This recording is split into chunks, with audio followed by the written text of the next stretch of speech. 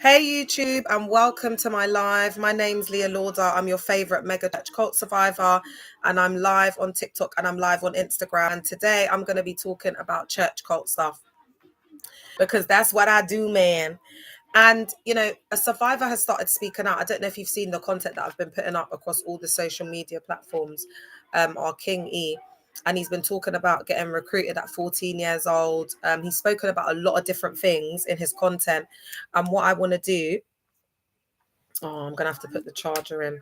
And what I want to do is just go through some of the themes that were discussed. Oh yeah, look at that. That's perfect. I want to go through some of the themes. This is a really awkward angle, Insta, but we got to make it work. I want to go through some of the themes that were discussed in the video because he's been exposing them up chair. And the first one I want to start off with is the New Believers School, the structure of it, what it means. Guys, please like up the live. Welcome, Lay Your Roof, Miss CHM in the car. If you're on here, please like up the live. So the New Believers School, I'm going to break down what it is, but what I've clocked is that the New Believers School in all ministries, church, faith church cults under Dag Heward Mills is the transcendental belief system. That's what we call it in cult psychoed. And it's the overarching vision of the cult. So that's where they indoctrinate you like from the jump, because you have to be indoctrinated with the overarching vision, because that's what's going to make you be out doing outreach and giving all your money, and you know what I mean, because you're believing in this overall vision, this worldwide vision of saving the lost at any cost. And Instagram, I won't be able to see you unless you comment and it goes up, because I'm just trying to make it work. Oh my god, I wish I'd come on when I'd done my hair, because I'm going to be playing with this all night. All right, so let's get into it. Let's break down what the New Believers, and guys, the thing is, cults do the same thing, but they might label it differently. So in one cult, it might be New Believers School, but in another cult, it might be, I don't know, discipleship program, or because in Charis, they love to talk about disciples. Sorry, guys, let me just get my hair right here. Okay. All right, so let's look at it. So what the New Believers School is doing. So I'm going to go through some cult psychoed, break down the tactics that you can understand indoctrination in church cult settings. So the New Believers School is a mandatory 5-week program. And this is a classic totalistic initiation. It's an intensive, time-limited environment that shifts identity and allegiance from family, community to the group. And with this New Believers School, they'll cover like different topics as well, and it will be like the twisted manipulation, like the twisted doctrine. So there's a book, I forget which book it is, but there's a book, like a manual that we have to preach from, and I'm trying to remember if the New Believers is the first one, and then you go into like the schools, School of the Word, School of Victorious Living, I forgot, School of Apologetics, and it's all a very like biased, black and white, one-sided lens and view from a malignant narcissist, which is Dag Heward Mills. All right. Typical elements and functions. So when you first go into these settings and they want to get you trapped in some sort of ritualistic transcendental belief system, fast track indoctrination system, it will be love bombing, and they'll try and make you feel like a sense of belonging, so like family. So if you've got like attachment issues, or you haven't had your family growing up, or things like that, it will make you so codependent. Do you know what I mean? And this is why you need to be careful when you come out, guys, and you're making friends and you're going into like environments, because there's like, we carry so much trauma, do you know what I mean, from childhood trauma, and we're all trying to heal and get on with things. So you need to make sure that you're ready for that. Otherwise you'll just get love bombed and targeted by narcissists. All right. So there's an intense welcome from day one. There's like this special status. You're chosen, you're anointed, God wants to use you, God has saved you, blah, blah, blah. So there's this immediate affiliation. There's an immediate kind of like trauma bond. Millau control. This is the Lifton theory. And it's the process of the group controlling the environment and flow of information. So members live inside the group's reality. So it's that distorted sense of reality. They're just feeding you information according to their own propaganda and rhetoric. So even though the sky is blue, they can manipulate it into it looks blue, but when the Lord opens your eyes and removes the veil, you will see that it is actually turquoise. So there's a lot of manipulation. Yeah. Repetitive doctrine, immersion daily, repeated lessons that redefine normality. And the repeated lessons, so like in my cult, is loyalty and disloyalty. They keep pumping that out. Even if they're preaching like something else, the foundation of it will be loyalty and disloyalty. You don't even need the book. Because as if you're a spiritual daughter and son of the house, whether you've got the title of pastor or whatever, but you're ministering in some capacity, then you will embed the teachings of loyalty and disloyalty into every single preaching that you do. It's an absolute standard. And so do you see that when they're preaching the same thing over and over again, this becomes the interpretive lens for everything? Okay.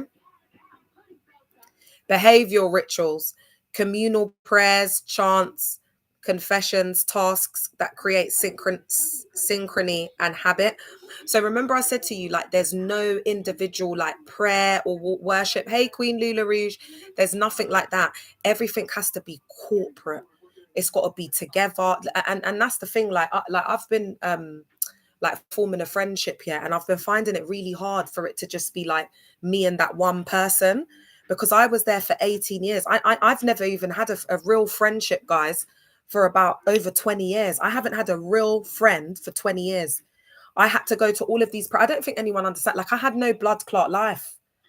I was chasing up. I don't even want to cry. I was chasing up under this pastor, like, and like I had no time alone, bro. Like, even Hannah will come on and tell you, like, the minimum amount of time I would speak to Hannah is 4 hours. I was working full time all the way in West London. I had 2 kids. I had my husband. I had my big house to clean, my yard, everything. But it's like, there's no self-care. People, you'll drain yourself out. Do you understand? And that's why sometimes, like, the people in leadership, they just do these random push and pull, because it gets a lot for them as well, you know, because they're carrying a lot of trauma, and we're so like, they make us so codependent on them. But there's some days they can't even show up for themselves, but they've got to have this facade, like they're this, you know, like this superhuman, like they've got this like superpower, and then they just break down. Guys, it's just all trauma in there. Everything's trauma bonds. Everything is trauma bonds in there. I'm telling you, that's it. It's just a repeated cycle. And so that thing, like, what I've spoken to loads of survivors, and they say that they find it so hard to be alone, because, and especially for me, that's why I made a lot of bad friends in the beginning. Do you get what I'm saying? Like, do you remember I told you that gal that ended up blowing out the back of the guy that I was seeing and all of that?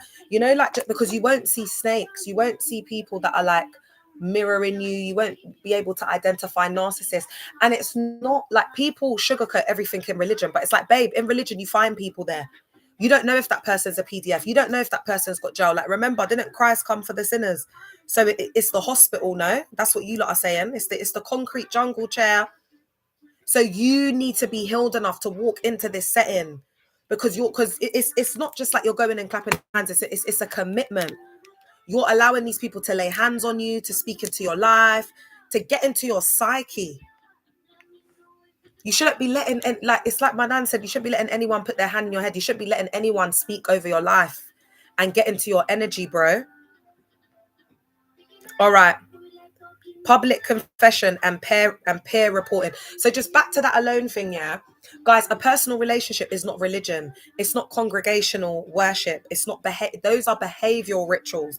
The communal prayers, the chanting, the confessions, the conventions, the events, all of that stuff that they do, that's behavioral rituals. And when we look at the bite model, and I'll get into it later, through the cult expert Stephen Hassan, he talks about behavior control, and this is the behavior ritual through control. They want to control your behavior, so there's literally no time to pray. That's why and I know a lot of survivors feel like this, like, we take like our time spending with self like so precious, because we didn't get to make our own decisions. Like, there's a survivor, I don't think she'd mind me saying this, but it's like, for her birthday, it's like that they invited, her leaders invited all these people, and it was like she never felt like it was just one-on-one. Do you know what I mean? Because they don't allow you to feel special, like, even on your birthday. I've had another survivor from a certain church cult that an event happened on the day of her birthday. Not one person said happy birthday to her. They didn't do nothing for her. They didn't do a cake because it was like a big event in one of these church cults. And that's how you will feel invisible, because the cult comes first. So there's a lot of trauma. And that's why if you've got like attachment issues or you've not felt loved or whatever, yeah, these kind you'll go to these kind of settings because it's so abuse. They will ignore you, they'll break you down, they'll gaslight you, they'll love bomb you. Do you get it?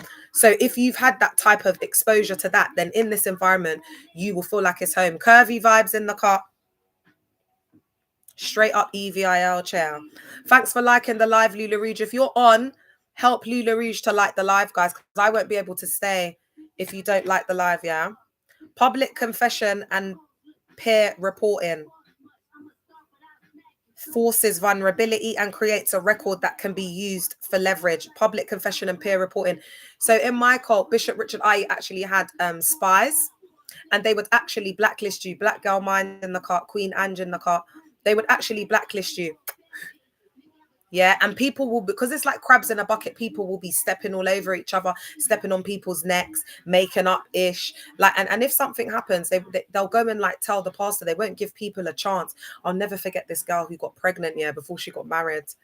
And because of the loyalty and disloyalty doctrine, I went and told the pastor. It's something I carry to this day. I feel so bad. I just, was it my business to be going and telling the pastor? Thanks for the follow, Blue Green. Was it my bit? How dare I? I feel disgusted. I'm not gonna lie. And out of all of, and I didn't go to her wedding because they demonized her. So I didn't go, and I was so close to my pastor. They demonized her chair. So I felt like, oh, I'm on my pastor's side, because they do a lot of us versus them. And when they marry like a guy who's like worldly or not in the cult, or oh, thank you, Operation Thrive. When they marry someone outside, they're scared that they're going to take them away. So what they start to do is push them out. Because in the loyalty and disloyalty doctrine, they believe that like disloyal people are like, like the DEVIL. So it's better to not have them in. Do you get what I'm saying? Because then there'll be an enemy fighting within. So they'd rather have like less people and start again and get people that are more vulnerable, that they can control, that they can tell what to do, that are more malleable, easy to brainwash. Yeah. Because the other ones are starting to ask questions now. Demand for purity and sacred science. And purity culture is eaten from the grape culture, because I've got survivors as far back as the 80s, the 90s, who have been eaten out of their grape bowl, like on more than 2 occasions or more than several occasions, been essayed, all of that. And that's because their parents just didn't talk to them about schmegs, didn't talk to them about, all these things. And they just didn't know. So when this was happening to them, they didn't even know what their bodily parts were, let alone trying to process what had been done to them. So the group frames its theology as the only truth. Doubt is spiritual failure. So then it's like a yardstick. It's like when someone falls or whatever, then they can demonize them. Because remember, they love a scapegoat. They love the black and white thinking. And they just like breaking people down. That's all. And they HATE women. So they love it when these situations happen. Hands in the car. Gradual escalation of commitment. So simple tasks. They give you really simple tasks at first. Then it goes to harder ones, then more moral commitments, then vows, then sunk costs, and then it makes leaving hard, more difficult. Yeah. So it's like a gradual process. And because everything in there is like, oh, it's an honor, it's a privilege, it's a whatever to serve the Lord, and then you're in this reality, you're in this bubble. You don't have no life outside of it. So they have a way of like really getting into your psyche and making you believe this human fecal matter. So you'll be feeling like, like God's chosen you when they choose you, for a solo or whatever it is. And that's why they like the young ones, because they're easier to manipulate. Surveillance and tracking, attendance logs, buddy pairings. That buddy pairings, let's not let that go over our head, chair. Because I remember and that's why when you come out, it's so hurtful, because you realize none of the relationships were real. Because a lot of the time my pastor was like, he would give me like all of the people with mental health or like, like comorbid, like traumatic backgrounds, like things like that. And he'd be like, oh, Leah can help them, because of my past and stuff. So it's very judgmental, very judgy. It's very judgy in there. Hey, Indigo. Very judgy. That's why people don't want to stay. And then look, I've been talking out for 5 minutes. They assign people. Can someone pin that, please? Yeah, like you, Hans. But Hans, I always loved you though, regardless. Featherstone in the car. But they did it with a girl who came from up north, and she didn't even have somewhere to live at the time. And she had been like she'd been drinking and taking narcotics, and just one of them proper northerners. And which is just normal for them northerners. But they just like they over sensationalize everything. So anyway, I had to be her friend, and we eventually made friends. But she wasn't my type of person in the beginning. But they force everything. Do you know what I mean? Yeah, they assign people to leaders. So that's what I was, like a leader, and that's to like keep tabs on you so that you'll come to church. Like especially if you've got a car, like I would be assigned to people to like go and pick them up and stuff like that. It really is just exploitation at its finest. So, and this will include leader reviews, ministry eligibility checks, knowing your secrets, because it's not a church, it's a cult. So they want to know everything about you. And once they know everything about you, that's when they'll start to like give you more things, like trust you with more. Elitism and social hierarchy. Guys, I think this is going to be a quick one tonight, and then I'm going to come back on tomorrow after I do my nails, because guys, I'm absolutely exhausted, chair. Oh, no, actually, I'll come on in the morning. I'm so happy you've left. Oh, thank you, Saz. Saz, my life's never been better. Do you know what I mean? And I'm just trying to really get myself together, because I don't want a man for the rest of my life. I feel like I can be most powerful if I'm celibate, but just take what resonates and leave what doesn't, guys, because I've been married for almost a decade. I've got 2 kids. I've got, this is where I am now for the younger generation. But some younger generation don't even, you're getting their ex. What does that mean? Well, I bet you're trying to tell me in code as well. And I'm just, me, I'm an auntie. I don't know what is. Instagram, are you commenting now? All right. Welcome, Insta. All right. So the elitism and the social hierarchy. So there's a promise of spiritual promotion for compliance, shame for non-conformity. So do you see how they use all of these rules and these things that they put in place as a yardstick now to then enforce the shame, to enforce the public humiliation? And then it's like that elitism. So they make people feel afraid that they're going to like push them out of groups. And there's that sense of belonging because you put your all into it. Your whole life revolves around this group. Conversion therapy, this is a big one. Our King E spoke about it, that he went through this conversion and there's another survivor as well. Hey Spicy, there's another survivor. So this conversion therapy thing it's a reoccurring pattern that I keep seeing come up, but we've actually got people that are willing. Girl, it's evening, baby, but I don't mind. Is it morning where you are? I don't care, man. If the sun is shining where you are, shining where I am, man. Yeah. So let's get into it. Conversion therapy framing if an actuality issue arises. So they turn it into deliverance sessions. It's the DEVIL. They just don't have the understanding. They're really ignorant. Pseudo therapeutic correction disguised as care. And guys, I've known survivors who have gone abroad. They've sent them abroad to do up these conversion therapies, and they've never been the same. So now we're going to look at like the indoctrination, yeah, like how long it takes people to become indoctrinated and brainwashed. So in 5 weeks, most participants have internalized the group's metaphysical map. Thank you, baby. Reconfigured social loyalties and developed behavioral patterns that keep them compliant. So because the new believers school is 5 weeks and it's mandatory, they're putting in this metaphysical map, and they've reconfigured social loyalties, meanings, etc. through this indoctrination program. And then by this time they've developed behavioral patterns that keep them compliant, because for example in these new believers schools you'll learn the waiting around ministry, because it won't start on time, standing up when the pastor comes, speaking when spoken to, you just learn like the house rules, like you have to sit there and look at the book and things like that. So it's just like being in the system.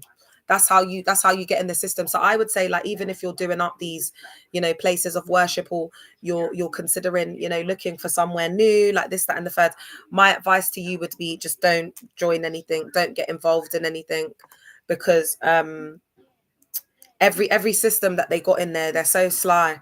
It's powerful black magic. Oh, thanks, Miss Green. Oh, thanks, guys. Oh, you're so lovely. The lighting's terrible. I'm gonna get a ring light soon because I'm really serious about this now. I'm just not used to buying anything for myself. I'm used to the guys buying it, but now I'm going to be single for the rest of my life. But I know that the universe is going to make me a millionaire, make me rich, or maybe even a billionaire. But don't worry, guys. I'll just put it back into the collective and the community because that's who I am. Do you know what I mean? Because I have a beautiful life right now. I love it. Do you know what I'm saying? It's shit, and I love what I do with the collective. I just need like a living. But guys, I'm gonna do up my book, yeah. So make sure you lot buy it.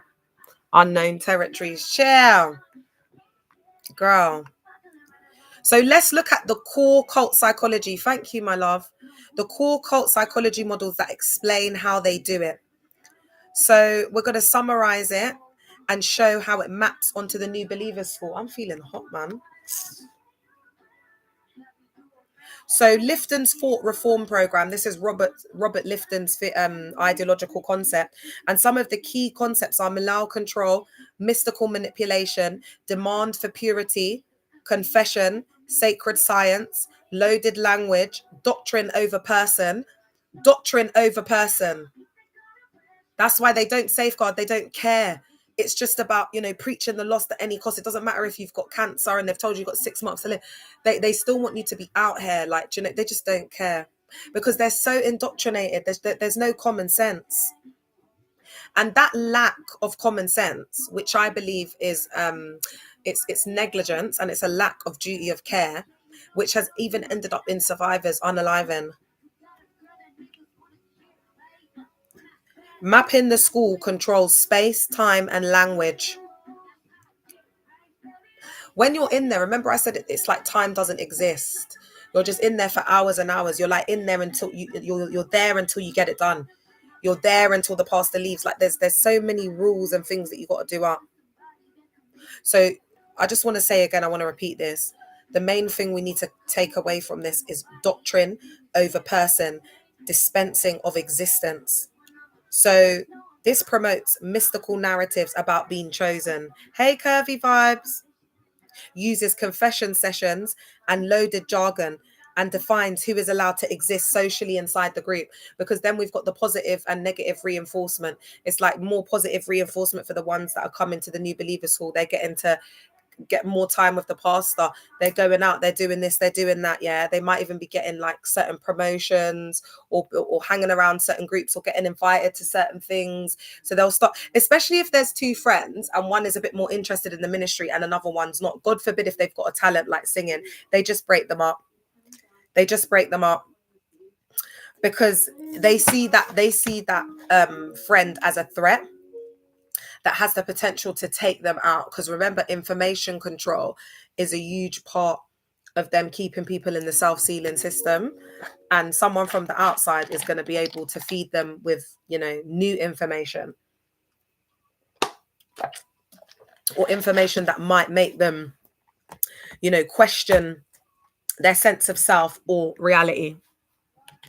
Welcome, Insta. Welcome YouTube, welcome everybody on TikTok. I'm really happy that I've got people on every single thing. I'm so grateful.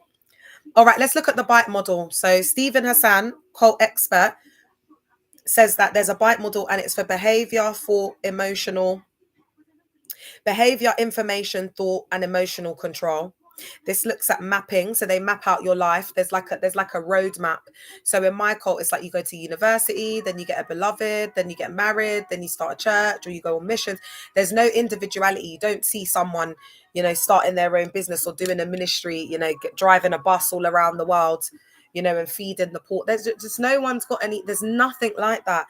That's why the world is perishing. Thanks for the follow, because they're all in these friggin' four walls, Shabaya Sataya Baba, and giving all the teeth in Mog and Porster, selling invisible blessings. That's where all their money's going, and the poor are getting poorer, the rich are getting richer. And now they've built all of these empires and legacies off the back of BLK communities mainly.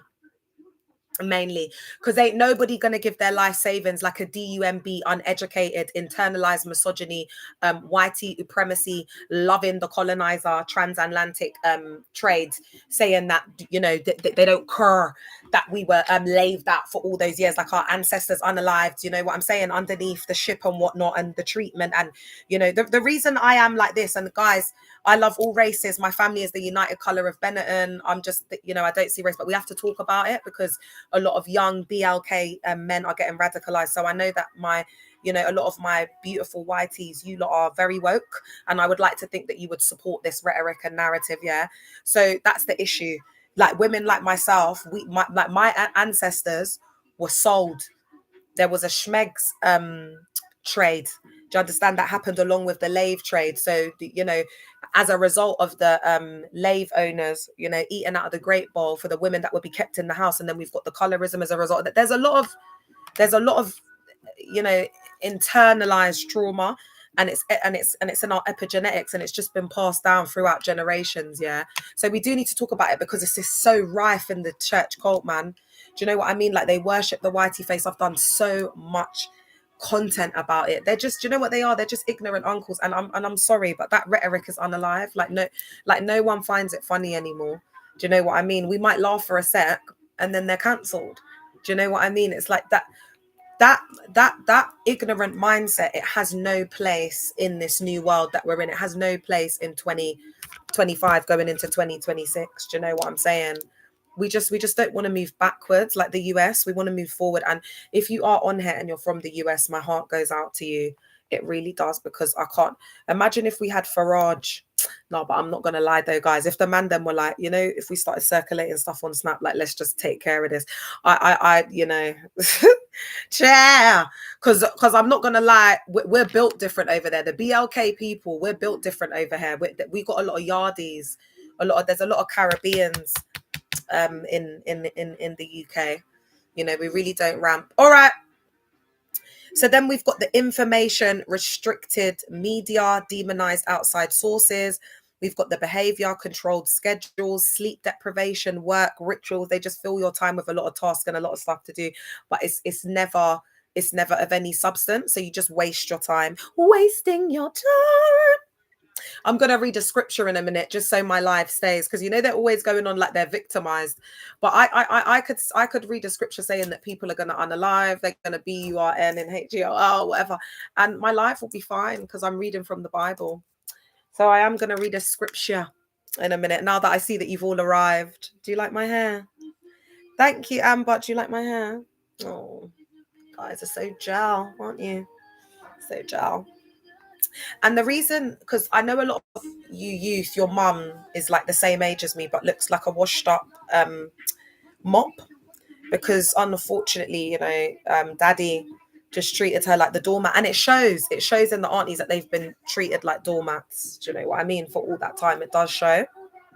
All right, because you know, like our skin, it doesn't crack, but you can just see it. It's like on them. Do you know what I mean? Just that tired look. They just look drained. The ones who have like those ABUSE, like hyper religious, toxic, masculine, misogynistic, patriarchal religious guys who are just dusty.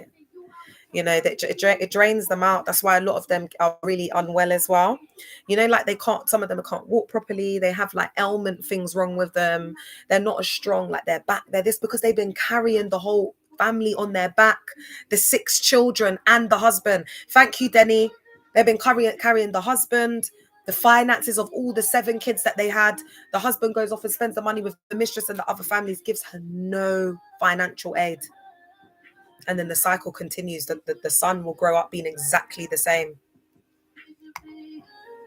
We got to break these cycles, man. I really feel like this particular group of people that I'm talking about have really ruined generations, especially the BLK community. And I'm so glad to see people deconstructing, but it does take a while because it's so hard. Like the black magic that's on this particular belief system is wild. It's wild, chair. You gotta be like, I don't know, man. But atheists wouldn't say that God opened their eyes. But again, take what resonates and leave what doesn't. But I really believe that it's God that's got to open your eyes, because the dark magic, the dark occult practices that's on this stuff is crazy. And you know, depending on how you deconstruct, but I deconstructed to the pit of hell. So I know it's definitely, they're definitely working with deities and dark magic. And I know. And when the time's right, I will expose it. And then we've got emotion, we've got the thought loaded language, indoctrination to stop critical thinking. They literally will put thought blockers in your mind. So when you start talking about something that isn't along with, that isn't in agreement with the indoctrination or the rhetoric of the cult, they just start to shut down. So that's why you can't say anything bad against their cult, because they're programmed to defend it until the unalivement. There's no personality, they're robots. So emotion, fear, guilt, love bombing, used to manipulate feelings. So that's how they get you to do everything that they want. By explains both the methods and the integrated control system that makes people obey. So let's look at bounded choice, the ideological totalism. And can you see how they're trying to get me off? I'm not cussing their pastors. I'm not talking about their, I'm talking about cult psycho ed, but this is the stuff that they don't want out there. They don't want it out there. Because at first it was a joke. That, you know, they thought that Dag was the almighty, the all-powerful, but he's just a man in Ghana, babe. He's just a mixed man in Ghana. That's all he is. A mixed man that used to gamble on horses back in the day. Do you know what I'm saying? That's all Dag is, sweetie pie. Ain't nothing special, baby girl. Do you know what I mean? I'm here to announce. And he's always said that he was nothing special, and I agree. All right. So key idea. Members make bounded choices inside an ideological system that presents few real alternatives.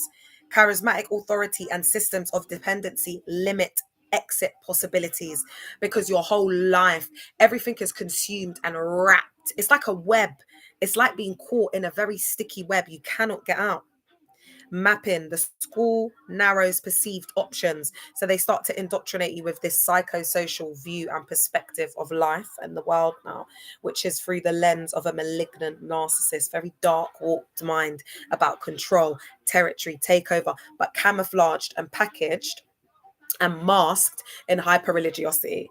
So it'll be win the lost at any cost.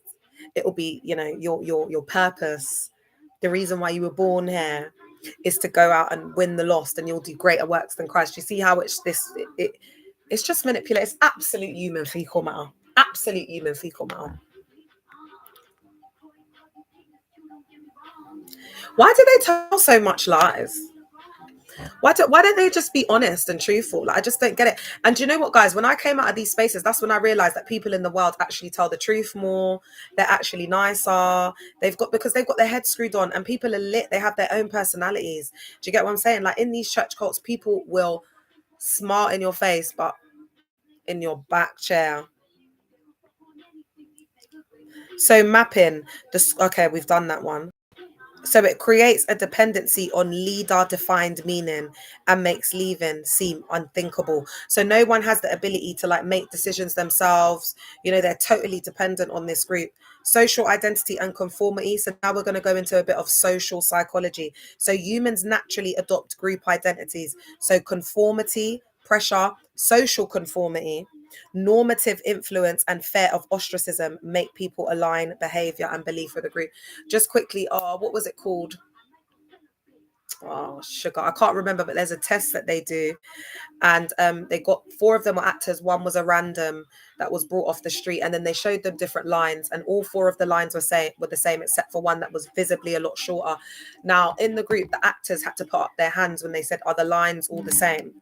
And then eventually the person that wasn't in on the experiment started to put up their hands along with the crowd, because they didn't want to feel embarrassed, and they started to question their own decision making and critical thinking. So similarly, you know, in the cult, if everybody stands up, someone, you know, when they all stand up when the cult leader comes, the porter or mog, whatever, if you stay sitting, it's like, you know, you're rude. And the thing is, they put this pressure on you even to just stay standing when they're talking, little things. And so people who have like disabilities, they have like, you know, things wrong with them, they're really stretching themselves at every point. So that's how people get really unwell as well. Cognitive dissonance and commitment. Festinger. Let's look at Festinger and his behavioral economics. When people act in ways that are inconsistent with prior beliefs, they shift beliefs to reduce discomfort. So you can see that It's those thought blockers, so they kind of shut down because what you're saying is inconsistent with the indoctrination program, and that starts to, create discomfort. So to reduce that, they just shift their belief system, and then you get those thought blockers coming on. So they could literally be counting sheep in their mind, chair, or they might have the cult leader's voice talking, because Dag's got an answer for everything, chair. Do you know what I mean? That man's got issues, man.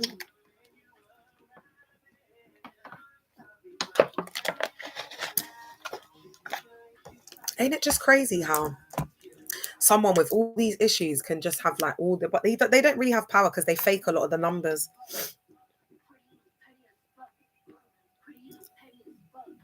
So mapping, 5 weeks of investment, time, confession, vows, pushes recruits to change internal beliefs to fit behavior.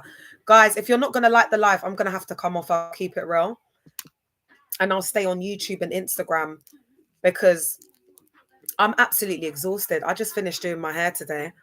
I'm so tired. I haven't spoken to anyone on the phone. I've been on the phone to survivors all day. I've barely eaten.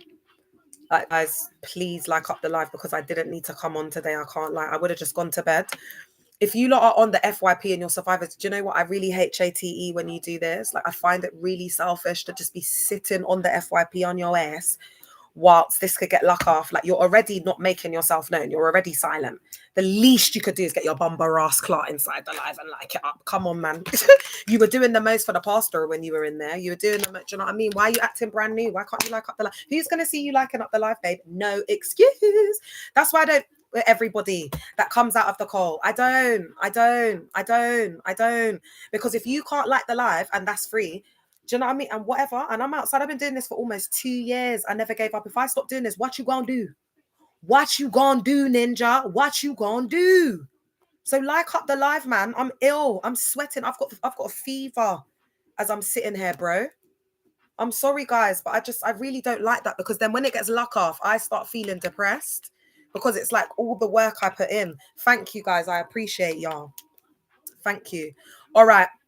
So let's do. Are you lot interested in hearing some metaphysical ish about this? Because I think the metaphysics is important because they go into a lot of like dark practices and stuff, and this shines a light on it, and that's why they want to demonize certain things so that we don't know the truth. But thankfully, I'm here, and y'all know my heart. So y'all know that if I'm telling you something, you know it's from a good place, and you can't deny it because we live this. We live this. We experience this stuff going on. And we're desperate. We need a way out. Do you get what I'm saying? Because some of us have kids to look after. We got bills to pay. We need to just try and have somewhat of a sound mind to get through this. All right. So let's look at the metaphysics. This is going to help us. The metaphysical strategy. Why a transcendental belief system is so powerful for control. So grand explanatory monopoly, a transcendent story, God's unique plan, spiritual hierarchy, cosmic battles makes the group the answer to ultimate questions, purpose, morality, and destiny. The one that I want to focus on is like the life purpose, the morality, like especially if you have a past that has been absolute human fecal matter. Like remember, my boyfriend was unalive in police custody. My nan was unalive. I didn't want to be there. So getting this way out where it's like there's this new identity and there's this new like there's an answer for everything now. Oh, I went through all of that because now I'm saved by amazing grace. It's just a cop out. Putting a bandage on the trauma. Oh, I'm saved by amazing grace. Hey, queen, I'm saved by amazing grace. So what now? Like, that's why people are in there with all the trauma, hating on people, sending bad vibes and energy. You lot, there's energy vampires in there, and people that they don't know about spiritual hygiene. They're not spiritually protected, and they are around some real vipers in the spirit, scorpions. You know what I'm saying? Like, bro, anaconda. They're in there. You're sitting next to them, stroking up at anaconda. It's mad. I'm telling y'all. Especially like the man them that's in there. Do you know that PDFs, essayers, preds, they love these spaces. They go undetected. There's no systems. That they know the pastors are EVIL. They go in there. Guys, I had this ex who used to prey on young gal. I'm telling you, he was actually, I don't even have the words for him. At a certain point, I will expose him. But I need to give my energy to this. He was absolutely awful. And he used to go religiously to that. I don't even know. It was one of them Nigerian churches every single Sunday without fail. And I just used to think, oh my gosh, like the young girls. But I was in cognitive dissonance. Some of the, like when I used to, like after I left the church cult and I was outside in these clubbing streets, and I was just dealing with them rich Nigerian uncles, yeah. And they all go to these places of worship, you know what I mean? Like they all go to these places of worship. They were in the club doing up the most. There was even one that, like one I was with, that ninja will come and blow my back out on the way to church, babe. Do you know? And I didn't care. I mean, I care. Do you know what I mean? Are you all right? This ninja's rich. He's coming and bringing me all my bits in the morning. Are you all right? I'm gonna stay in bed all day. I ain't got to buy no Sunday dinner. I ain't got my man's bought everything that I wanted. He's bought my Azul. Do you get what I'm saying? My premium tequila. Do you know what I mean? I'm sorted for the day. Are you all right? And then he comes back after. Do you know what I'm saying? With more goodies, more money, mosh money. So I didn't really care. But now in hindsight, people do need to know that there's a lot of preds in there and a lot of those unks, do you know what I'm saying, that are just preying on young gal. That's why a lot of them man them, they'll go and like rinse themselves out in the club. And then once they're like rinsed out and whatever, that's why you get a lot of divorcees in there as well. A lot of divorcee guys. This is why there's been this recycling of dusty men, because they just go to like one of these settings and the women are just in desperation in there. They just think that a man is, because there's gender hierarchy, so they worship the man in there. It's supposed to be the other way around. They've got everything off balance. Survivors, the gal them, you lot should watch the Barbie movie if you haven't watched it, because that is literally what they did in a nutshell. If you watched the Barbie movie and you've deconstructed around like patriarchy and misogyny and stuff, you'll get the message in there. All right. I don't know. I've gone off on a tangent, child.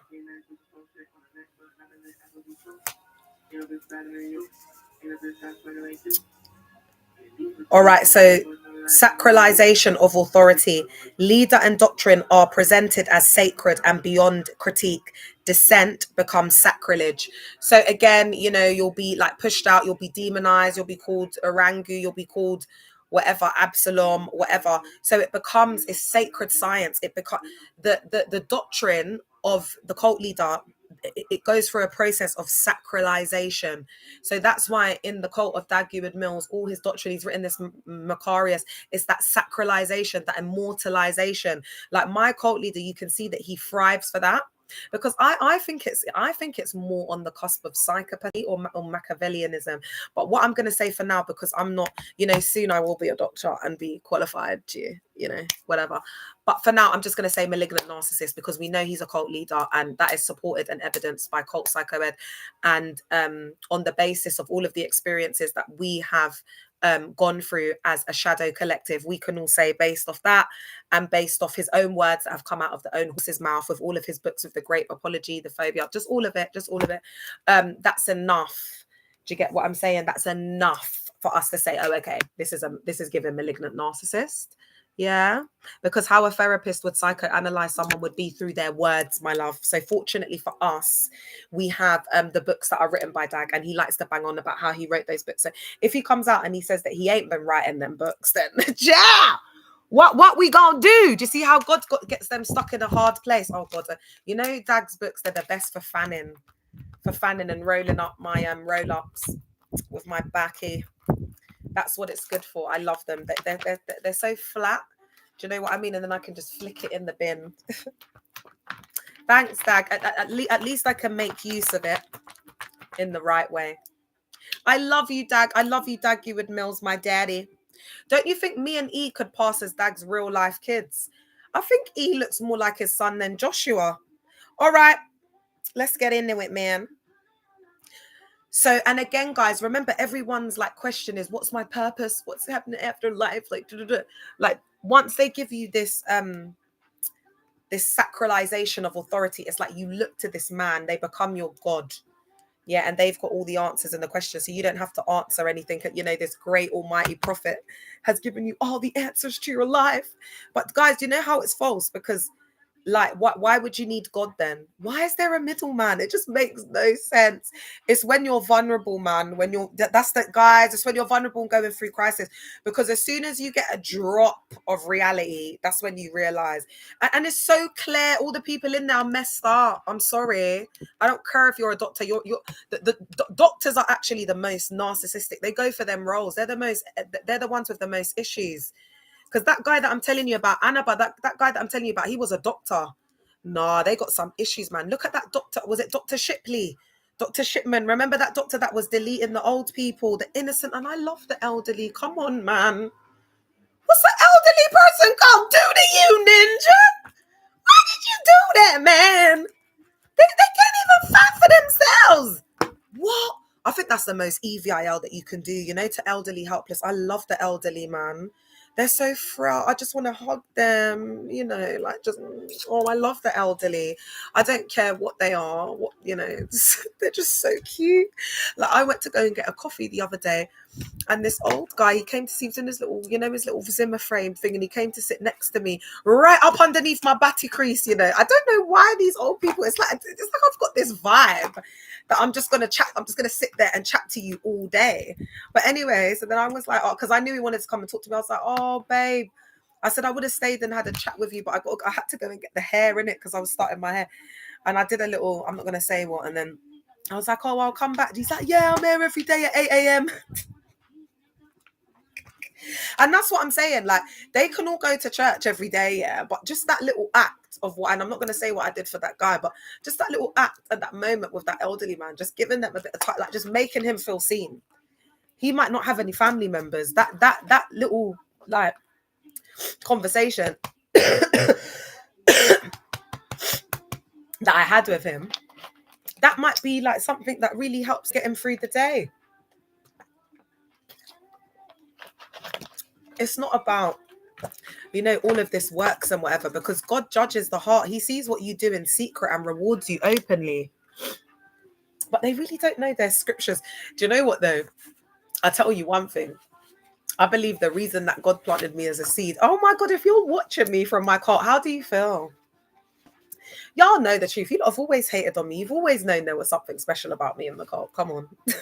That's why y'all, like, you lot can sit there in your low vibration in your mess like, oh, yeah, I always knew Leah was this and that. Oh, please. Y'all lying to yourself, man. Guys, I'm not even going to lie to you. You see the people that they've got left in these spaces, they're just EVIL. Like, the people they got left here are the people who are in it for themselves. So they know it's a cult now, but they're in it for themselves, for the validation, or they can't get out. They can't get out. They know it, but they can't get out because they're married to and that's what I'm saying. There's someone called Aisha Cora that leads the praise and worship. She's bald and she's got like blonde, like, I don't know what she's doing up. It's like bald, but it's blonde. And she's married. Like, that guy's never going to leave. Do you know what I mean? The whole family's in there. So that's like her life sentence, because I believe you reap what you sow, man. Do you know what I mean? Like, I don't think they're ever going to come out. And if they do, it will be later on in life. That's unalived row for her. That's death row for her, child. Do you know what I'm saying? And she could have had so much going for herself because she was doing like Afro beats, music videos, everything. Now she looks like me. You know how I was looking? It's so sad to see, man. Because even if you're pregnant, you shouldn't be looking like, you look at Cardi B. Like, you can see the difference between Cardi and her other pregnancies. Like, she really looks like, she looks glowing, man. It really does make a difference. Like, the man that you're with, like how he makes you feel. I think it does show like in the pregnancy, because I'm not saying that guy's going to stay with her until the rest of her life, but does she care? She's worth over 100 million. She can do whatever the hell she wants to do, babes. Do you know what I'm saying? She's on goddess level. She doesn't even need a baby daddy around. Do you get what I'm saying, Chair? So I just love it for her. I just think that you got to do whatever you got to do to get these, so that these men don't feel like they've got control and power over you. That's why for me, I'll be celibate for the rest of my life, because there ain't no man that's going to hand nothing over me. For her, she had to do that up in it to cut off Offset, and for him to understand, especially when you're from the hood. Like, hood girls, we don't think like you see, when you disrespect us, we go into this mode. And because she's famous, she can't just go out there bussing, you know what? It's like me at my little small level with doing up this collective thing. You got to do it in other ways. So guys, I get it, man. But it just depends if you come from the struggle. It's survival of the fittest. Anyway, I digress. Let's get on to the other bit, because you know what? I can see no wrong with Cardi. Whatever she does, share. Do you know what I mean? Like I'm just standing 10 toes down with her, baby. I'm not here. I'm in a blood clot here. So existential framing. If the group speaks in terms of eternal salvation or damnation, so there's that black and white thinking, decisions are no longer social choices, but metaphysical ones, making people accept extreme constraints to avoid existential existent I just say this? Did I just say the word existential? Shit, I'm tired. Existential threat. So it takes away your choices, because it's like, if you do this, you're going to HEOL, 1 2 3, 1 plus 2 equals 3, A plus B equals C. It's like they've got this very black and white thinking. If you're GAY, you're going da da da. If you're this, you're going. Do you know what I mean? So guys, it just breaks people apart, man. It just destroys your soul. It just shatters your soul into pieces. It's so hard to get back up after being in one of these spaces. I can't even lie to you. The only reason I survived was because my boyfriend was unalived in 2007 by the police. So that's the only reason why I think I've still got my sanity, because I've unalived before, like on that level. Demonite, because some people haven't experienced worse than the realization of the cult. Do you understand what I'm saying? And I think that's what makes them fall apart, especially the young people, when they come from like decent families and that, and they've grown up like good, their family owns the property, then they come in and they might have had mental health issues before, whatever. They just fall apart. Those are usually the ones that go into psychosis. Okay. So then we've got demonization of outsiders. Any counter evidence is interpreted as spiritual attack, not legitimate disagreement. So they won't take it as like, even if you present them with factual evidence showing that their pastor's an essayer and eating from the great bowl, because of the demonization of outsiders in the programming, they'll look like an idiot, like an absolute child. They'll look like they've got less sense than my 9-year-old, all to defend and back the church cult. All right. Neuroscience. So let's look at what's happening in the brain when this is going on. So the amygdala and fear conditioning. So repeated threats, public shame, or warnings activate fear circuits. Recruits learn to associate doubt with danger. So do you see how they're indoctrinating you? Like, doubt is danger, like doubt is disloyal, like doubt you're not born again, doubt you're not a Christian. Like it's like the brain is learning like red. This is of the devil. This is of the devil. That's how they've programmed you to be of the God. It's either the angel or it's the demon. It's God or it's the devil. Very black and white. So you become DUMB. Hey Annabot, you literally become like DUMB, like taken for absolute idiot. All right, so the HPA axis, which is linked to the cortisol, which leads to, and basically, so I've got the adrenalism, where I've only got one adrenal. That's because of the cortisol levels. And what's the HPA? Is that the hippocampus? I've forgotten what that acronym is. But anyway, guys, it's something to do with the brain. Chair. So the chronic stress, which is brought on by interrogation, sleep disruption, sleep deprivation, mind altered states, etc., elevates cortisol, especially like someone like me for 18 years, over and over again, no break, impairing prefrontal regulation and making critical thought harder. Imagine all of that tension on your brain for like decades. So the prefrontal cortex impairment happens when under stress. So there's a reduced top-down control. So there's less capacity for planning. And that top down, like very heavy. You know, when you're in a workplace and you got all that top heavy management and it's like a glass ceiling and you won't be able to get on the top. It's like crabs in a bucket, like how it was in that's how it was in my workplace, and it becomes so toxic. That's what happens in the mind. So less capacity for planning, reflection, questioning, critical thinking, etc. Dopamine and social reward. So the praise status. So you like getting praise, especially if you've had like attachment issues or you have to seek validation or whatever. These groups, they'll prey on that. They'll use it. Do you get what I'm saying? So it's like, oh yeah, we clap for you when you're coming to church. So it's like you, and that's why I'm saying that people can be more vulnerable if they've got attachment or they might be ADHD, neurodivergent, vulnerable adult, whatever. And they will prey on that. The fact that, you don't do well in social settings. Maybe, you don't have as many friends. You're isolated because of your trauma, because of your diagnoses. I'm not saying that's for everyone. I'm not stereotyping, but I'm saying based off the research that I've been doing, that's what I found. So according to the collective, yeah.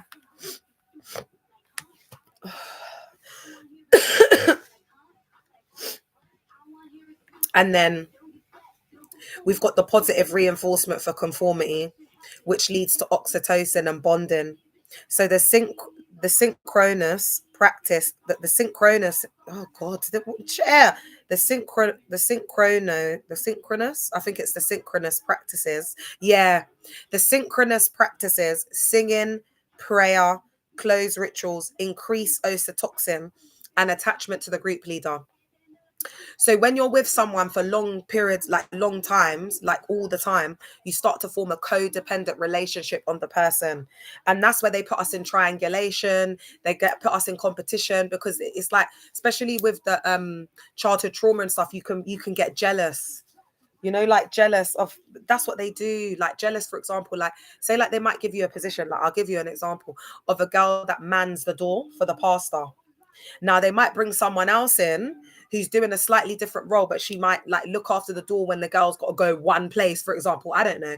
And now it's like they've put them in triangulation and they're beefing. It's like, be careful, Sarah, before Melanie comes and takes your place. So it's like there's always that fear of like losing positions, getting replaced because your replacement's next up. So they put you in that hyper vigilant, hyper aroused state. And then they even say in the preaching, like, you've got to be on ready. Like whether you're called at 1 a.m., 2 a.m., 3 a.m., 4, you got to be ready to do the work of the ministry, to come to the pastor's aid. That's what they're like in their chair.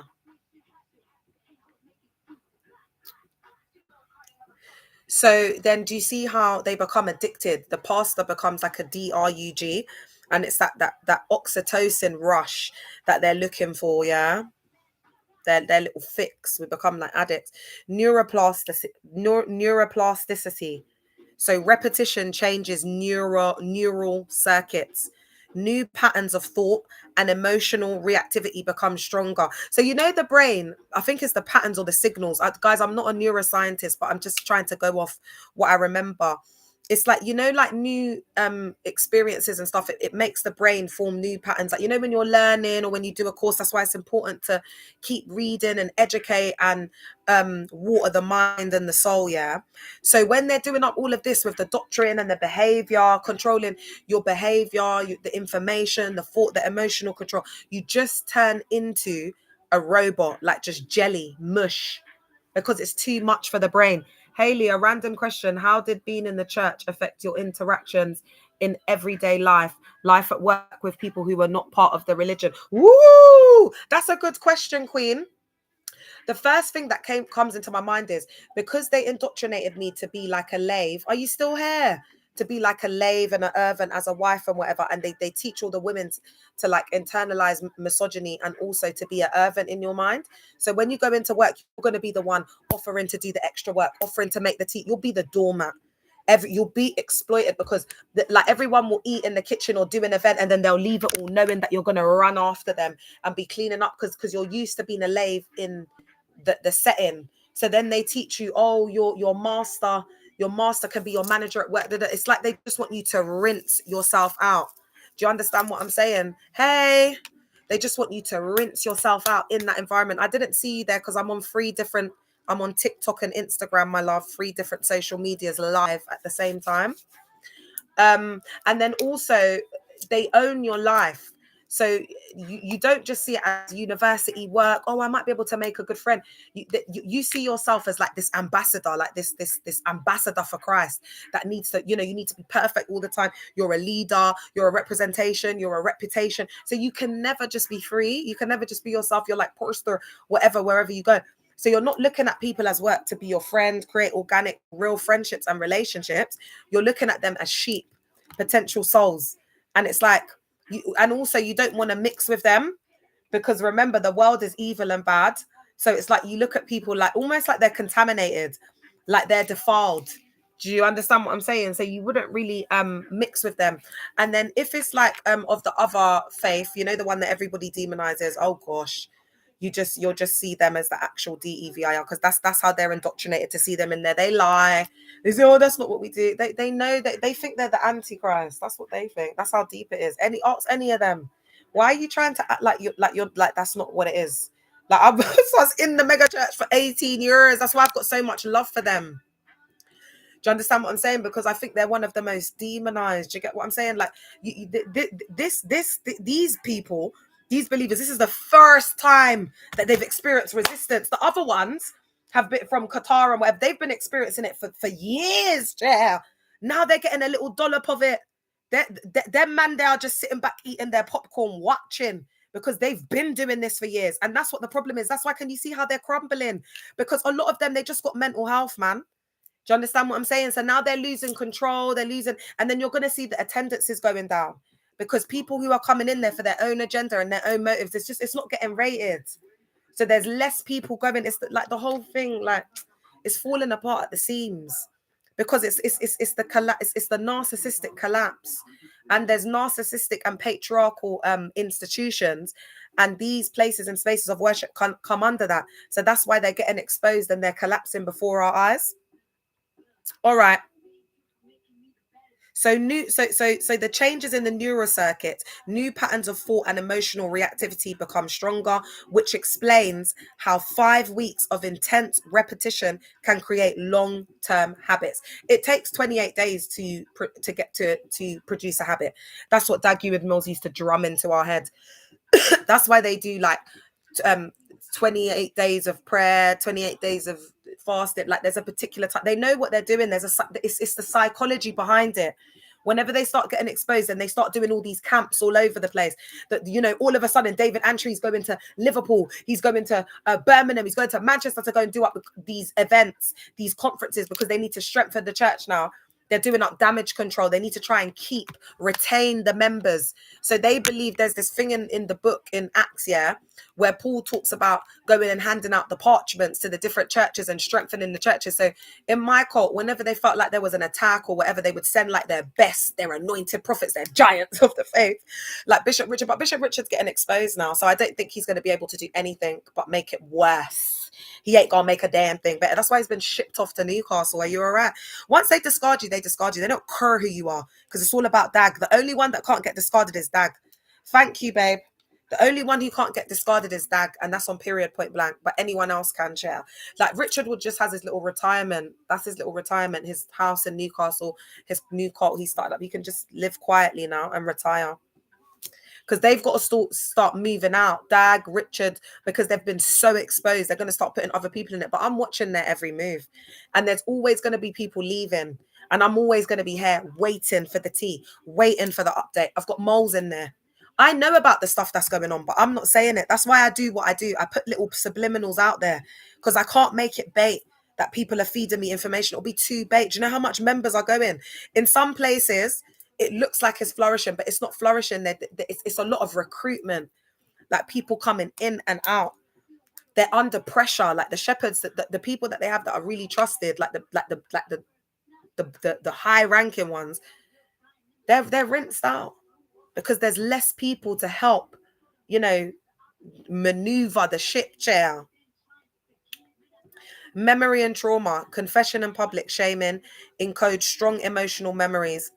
Trauma memories are more sensory and less narrative, which complicates later processing. So it's like there's this Caribbean saying, those who don't hear must feel. And that's the point of this. It's like, if you do this again, you're going to be embarrassed and publicly humiliated and shamed. So learn, and learn fast, and learn quick.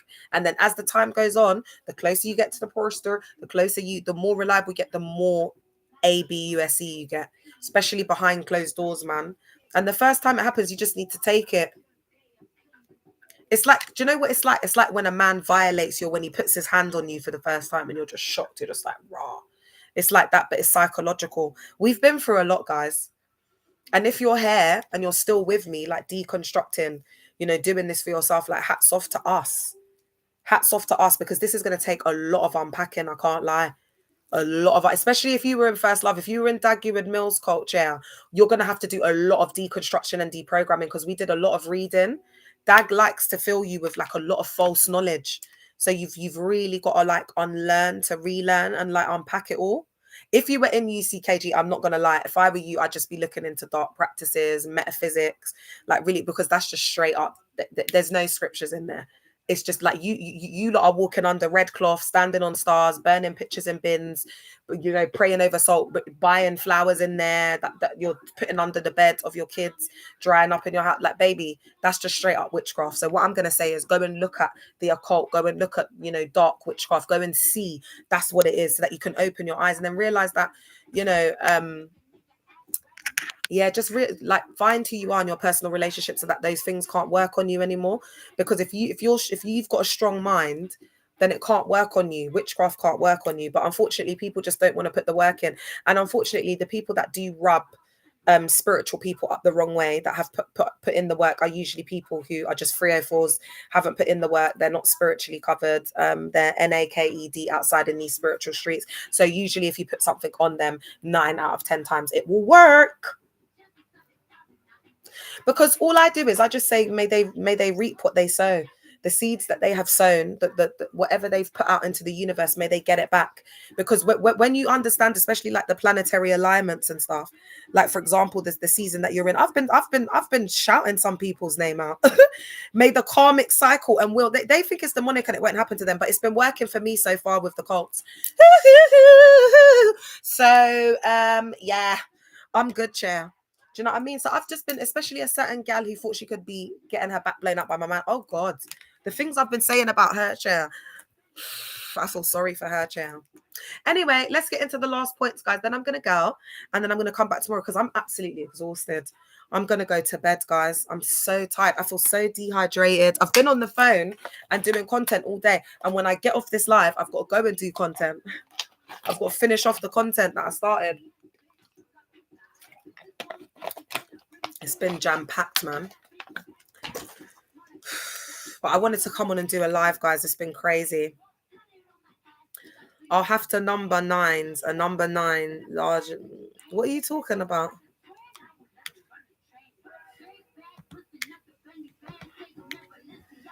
Do you know what, bro? This is your final warning. If you continue doing this, because it's given, because trolls, you lot can't come on here and be rude, because I'll just ignore you. But your main mission is to distract me. So if you ask a question that's not in line with what I'm talking about, I'm just going to block you. Capiche?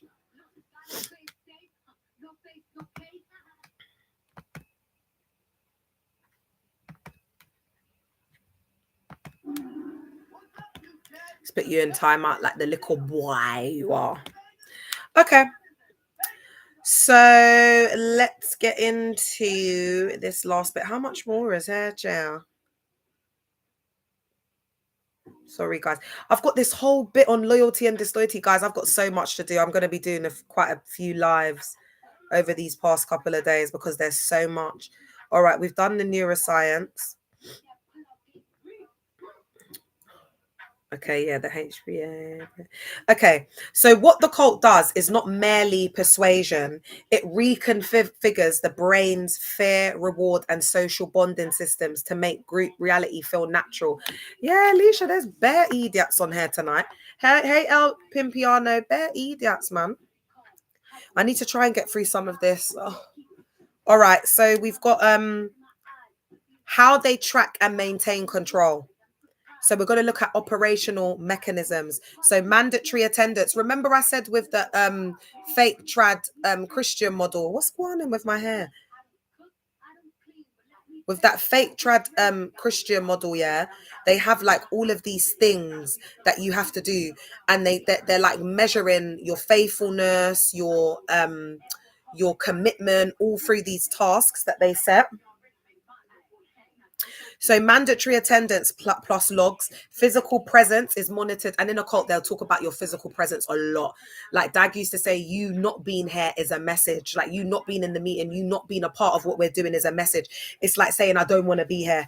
I'm not a part of it. It's like you, and then they'll start describing you to Lucifer. Like that's how far they take it. Just to be at like a meeting. Guys, the pressure is mad. And your physical presence is monitored, like your tithe is monitored. Remember I said that we have that tithe and Titus and Crete thing, and they put all of your what have I done? I've got a bit. They put all of your tithe up, how you pay monthly, and if you've missed it, you have to say why you missed the tithe that month. Official posh G here. Ethereal, thanks for liking up the live.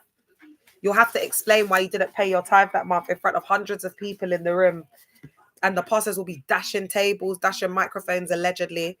Survivors have come forward and said it. I've seen grown men and women bawling their eyes out, husbands bawling in front of their wives, and then they wonder why people can't get it up. They wonder why, people aren't being intimate. They wonder why, 27-year-olds are on Viagra. Do you know what I mean? And it's like, babe, it's because you've got grown-ass men bawling their eyes out. Do you know what I'm saying? In front of their wife. That's not masculine. What are you bawling about? You're not paying. The pastor's breaking them down, like they're like a little child, and they're the same age, like big grown-ass men. It's a cult. It's mad in there. I can't even lie. All they want to do is break you down. That's the whole agenda. What's going on with my hair? Did I miss out a bit of the hair? I'm gonna have to do that one again.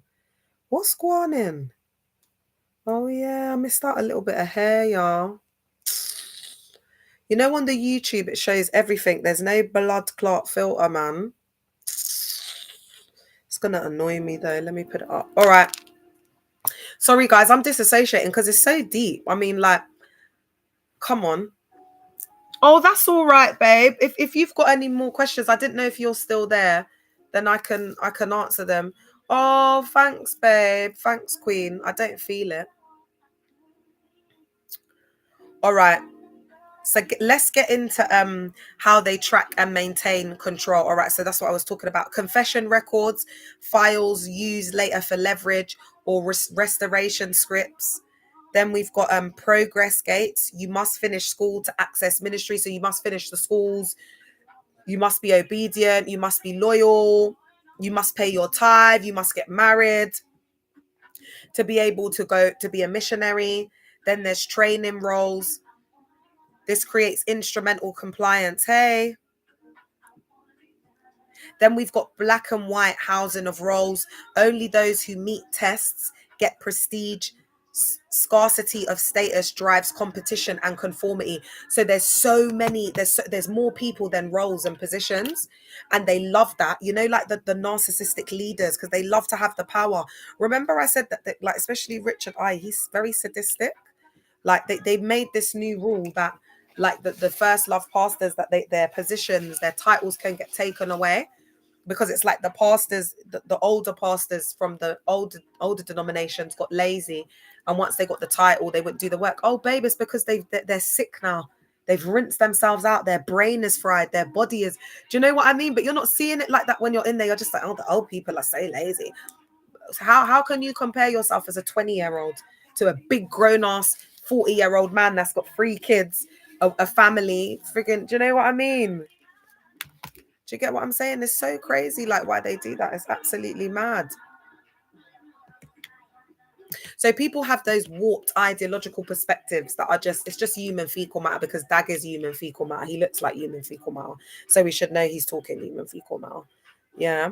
But it's just when you're young, DUM, being naive, and you're looking for a daddy. Oh, hey, Charlie. You lot, my band members on here. Hey, Charlie. Remember I told you I was in that girl band Hope and X Factor? Charlie's on here. Hey, babe. Girl, I've got some ghetto ass set up, so I can't even see the comments. Hey, girl. Babe, we're going to have to do... Girl, I'm doing my birthday in January. I want us to do a little reunion dance, my divorce party and my book launch. I really want the girls to cut. Like, I want us to do a little reunion performance for the survivors. I'm gonna put it on the group chat. What's Charlie saying? I love you too. I love you with all my heart. Oh, you know Charlie's up north as well. That's why don't play with me, bitch. Like I know people from up north. Are you all right? Oh, look at my babes. I love you so much, Charlie. I love you so much. That's my queen, man.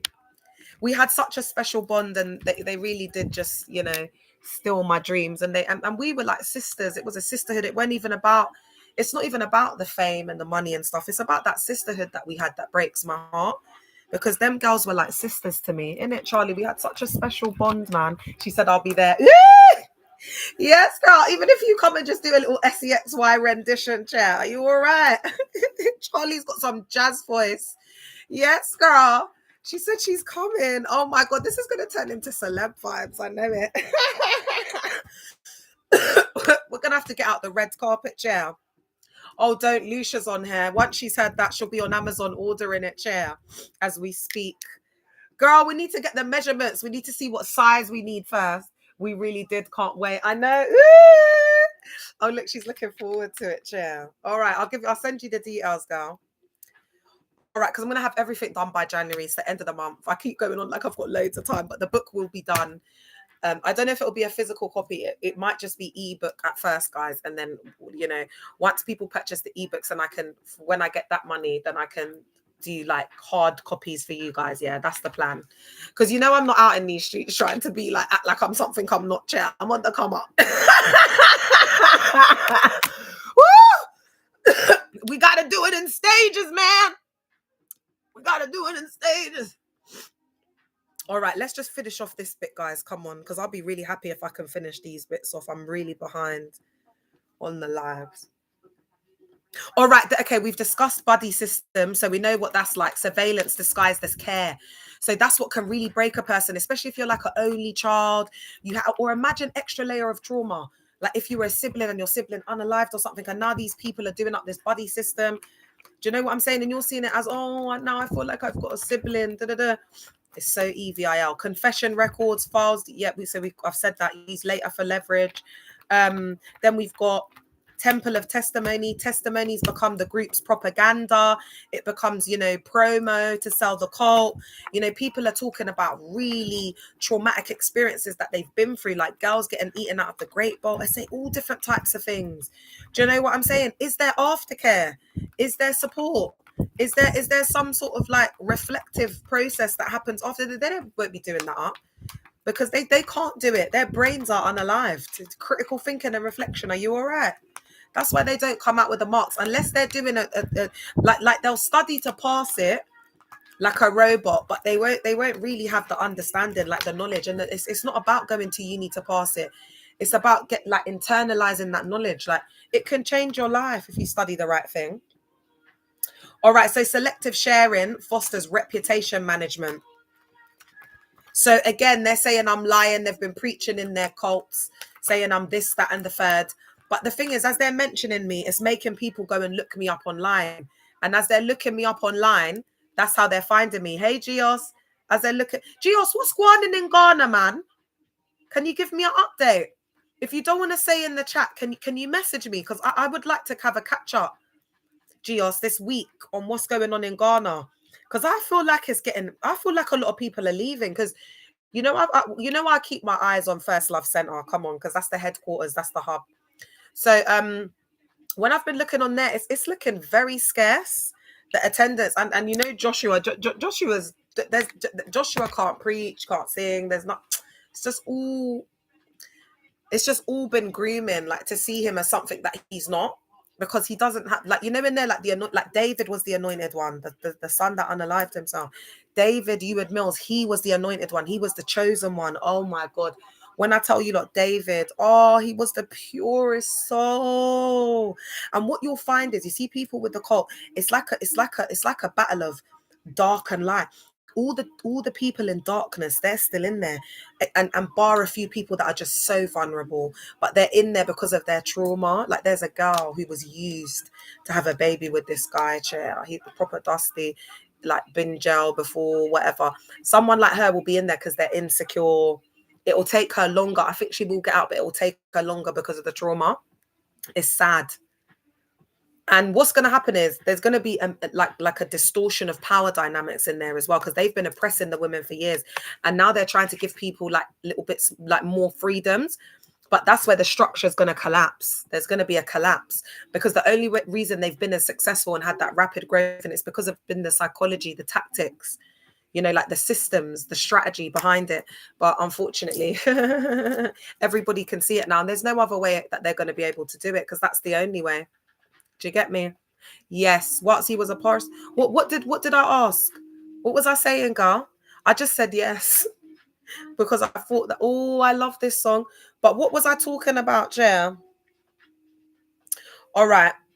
Then we've got the digital monitoring, curated group chats, admin oversight, instructions about what to post or not to post. So you see when they would send a message and say, oh, send this on behalf of me. So that's also like a privilege. Wow, Reverend Edmund LP Trudy, I'm sending a message on their behalf. It's called digital monitoring. It's called created group chats. And they make people be admin, like a leader or whatever. So you feel like, how can you feel like you're special or you got some sort of special task because you're a blood clot admin of a WhatsApp group? My 11-year-old is an admin on her her primary school groups WhatsApp chat. Wake the hell up, chair. Get with the times. They'd be having people thinking that they're special because the pastor's using them because they can't be bothered to write a blood clot message to send on their behalf. Are you all right? And they're an admin on a group. No one else is an admin. That's why they do things like that. They make it out like if you're stripped of all your rights and your like free will, because there's so many people there. There's more people than tasks. There's more people than roles. There's more people than positions. That's why they want to throw everyone into the choir. They want to throw everyone into like mainstream. They don't really care about the individual, what they like doing, what they'll get out of it, if they even like it. They just want to throw people into it. It's disgusting. There's no real genuine like pouring into people. There's not. It's all about them, for them. If it was really about a church, they'd be like Jesus Christ sitting under the blood clot tree and speaking to people, having conversations, spreading the love. That's what it's really about. This is religion. This is religion. This is lies. This ain't Christ. That's why when I talk about Christ consciousness, they've demonized that as well. Why? We've all got a psyche, bitch. It's all our consciousness. That's all it is. It's the psyche of Christ, the thinking of Christ, the consciousness, the collective Christ consciousness, baby. It makes more sense than the human fecal matter that they're talking in there, or even what they've remixed to put in the canon Bible. Are you all right? I've had enough. I've had enough of the demonization. I've had enough. They've been doing it to us for years, especially women. They've been done. I'm so angry. There's like this bubbling that's rising up. I don't know if it's like the voices of my ancestors. Do you know what I mean? That have been unalive, deleted for speaking their truth. That's why it seems like everything's just coming out now. But it's because people have been silenced. There's been all this dark magic. It's taken years to come out of this indoctrination, these ideological concepts. It's taken us thousands of years. Are you all right? This type of magic is sealing. It's sealing. Yeah.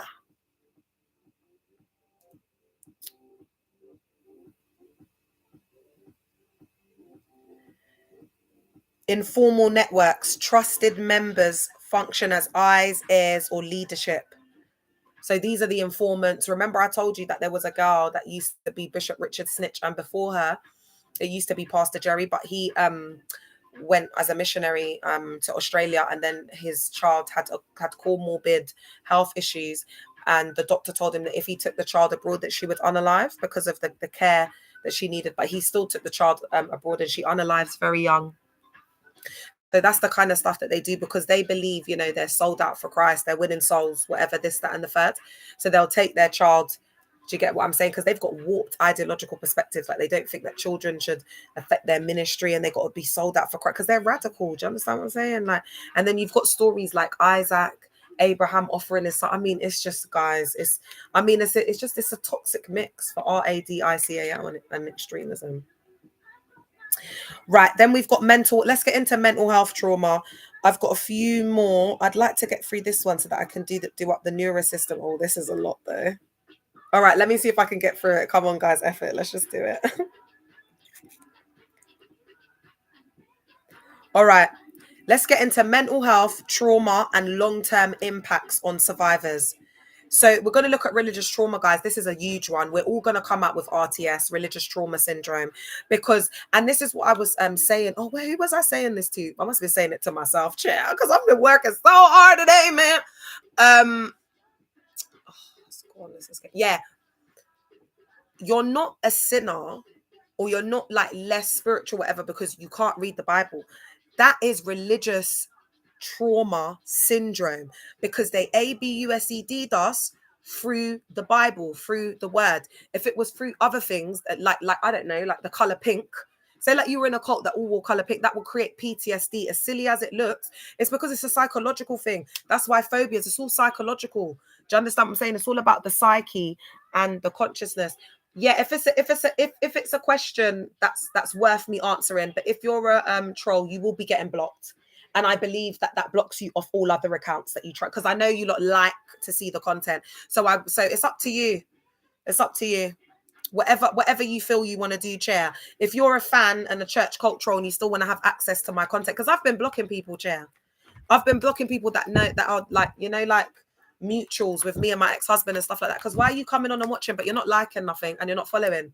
So therefore, I will block you. I have to. If you're that interested, be a fan. Be word. Be giving bunny boiler vibes. You'll have to be going and creating fake accounts. If you are going to one of these church cults and you are creating faker burner accounts to come on and pre me, and you are sitting in your yard because you've been assigned to sit down and watch every single thing I'm doing, what kind of life is that? You got to sit down and say to yourself, I've got kids. I'm a big grown-ass man. I'm in my 20s. Why am I doing this? This is pathetic. Do you know what I'm saying? This is pathetic. Like as a grown man doing that, how would that make you feel? And this is why I don't rate them, because it's just giving broke. Like you could be doing up trading online or something. Do you know what I mean? You could be making money, but you're just broke. It's so sad. And then you'll be praying. You'll be in your 30-year-old car on your way to go and preach, and then when you break down, you'll be saying the devil is a liar and praying that the engine starts again. But at that point, it's not about praying, pastor, for the engine to start again. It's not about saying the devil is a liar to lack accountability. It's about getting some common sense and going and getting a job and getting some work to pay you physical money to go and pay to fix the engine or buy a new car. Yeah, does that make sense? 17-year-old pastor on Instagram. You're part of the problem. You're at MESS. What the hell do you know at 17 years old? You need to go and focus on puberty, man. All right. And your voice breaking and cleaning your room and learning how to wash your front and back properly. Do you know what I'm saying? How to brush your teeth and that. What the hell? You're 6 years older than my little gal. You're all right, babe. All right. So that's a very irresponsible ministry, but they're doing that. They're just making little boys pastors and little girls. Do you know what I mean? They don't care. They just want to get them. They're so desperate at the moment. They just want to get them secure in the environment. Do you understand what I'm saying? So that they don't leave. All right. I need to stay focused. So spiritual ABUSE, guilt, shame, loss of trust in spiritual terms, like in language. So this has a direct impact on your mental health. Identity confusion. So we get the self-doubt about actuality, morality, or agency, which can lead to like PTSD symptoms as well from the trauma, hypervigilance, hyperarousal, flashbacks, nightmares, avoidance, difficulty in building trust, because everything in there is about relationships. Everything in there is about socializing. So for me, any environment where it's like that is very overwhelming. And as survivors, I would say try and be in dynamics that are more like therapeutic, support groups, things like that, where there won't be a pressure for you to have to speak to people and, give them like that energy, because you don't have the capacity to do that. Like move in your pace. That's why with me, I spent a long time with self, so that I would be able to like know my body and my cues and things like that before going into like any type of dynamic of a friendship. Complex grief. Oh, this is important. So loss of community, status, relationships, and spiritual home. So there's a lot of complexities around the grief. There's a lot of core morbid different realizations that are happening there. For example, the loss of self before then the loss of who you were, your friends, thinking that it was a family, the realization that it was all lies. So now you've gone from having this sense of belonging, feeling really secure in the world, like being in this like nested little baby, knowing, okay, if I do all of this, I'm going to get to heaven, for that reality to all of a sudden become very distorted. And for the ground, it feels like the ground beneath you is just swallowing you up, just caving in on you. That is how it feels. And that is why a lot of people go into like schizophrenic I'm tired, episodes, psychosis, etc., because the psyche just can't handle it. Cognitive impairments, difficulty concentrating, rumination, memory problems from chronic stress. So all survivors will have like memory, like trauma around like memory loss. You won't even remember what you've done 5 minutes ago. Social isolation, difficulty trusting others, fear of exposure or rejection. And you know what that social isolation is? You're around loads of people, sometimes hundreds, thousands, depending on how big the place of worship is, but you feel so alone. You're around, people will say that survivors because it's fake. Nobody cares, man. No one really cares. Like I'm telling you, I believe I've shown more love to people in this collective than they felt being in these cults for the whole time they were in there. And that's so sad. And it's when you cut. Remember, we had a guy that was a mole. He tried to be a mole in the thing. And we treated him so good. And when he left, I haven't even heard from him. But when he left, he realized that they were just using him. And we were the ones really showing him love. You know, we took him under our wing. We showed that brother so much. And I loved him, man. His name used to be Joker. I loved him. Such good vibe. But the thing is, some people are really sweet that go there, guys, because we weren't all EVIL. But isn't it so sad that he had to learn the hard way? Like now because I knew we had to discard him and do it publicly, because they would then discard him. And I knew he was going to feel it because the love was genuine. We were all showing him so much love. All right. Practical guidance for survivors and supporters. So rebuild the narrative, and this same thing keeps coming up. Trauma informed therapy, but you can also look at what is trauma informed therapy. You can ask ChatGPT. You can even use ChatGPT as a form of therapy. I'm not saying replace it all, but in terms of a space just to speak, just to vent, just to let out your feelings, for you to just have that reflective space. Because that's important, having a reflective space, because they don't want you to think. They don't want you to have a brain. So when you're allowing yourself to go through that critical thinking, through having that space, through therapy, to be able to get out your feelings and emotion, then what happens is those parts in your brain start to switch on and start working again. And that's why they're looking absolutely nuts in 2025. Like if you say that you belong to one of these spaces, like people are just going to look, like people don't even want to chat to you nowadays, because they're the reason for all our problems. They're the reason. There's so much EVIL. The most EVIL people that you'll find will be in these spaces. Look at that. That's a confirmation. My alarm just went off. Wicked. Oh my God. And they're always pointing the fingers at everyone, saying, you need to do this, you need to come here, and they are the sinners of sinners. Stunk. Do you get what I'm saying? Like, their spirit is foul. Their energy and aura is foul. Like, no one wants to be around them, because that's what I'm saying. They don't realize everything's about like energy, vibration, aura, vibes. No one wants to be around them, because this is like this is like a spiritual awakening. It's a mass awakening. So now people ain't going with the words that come out of your mouth. People are going with the vibe, like, there's something about that person. I'm not sure what it is, but I don't buy it. And you see, religion can't win with that kind of thing, because they like to come with like the fear-based programming, the this, that. But when you go with your gut and you go with your feeling, you shut them down, because it's like, no, sorry, I don't care what you're saying. I just go with my gut. I'm just going with my feet. Sorry, no. You can't. So someone like that is that you're like you're mentally strong.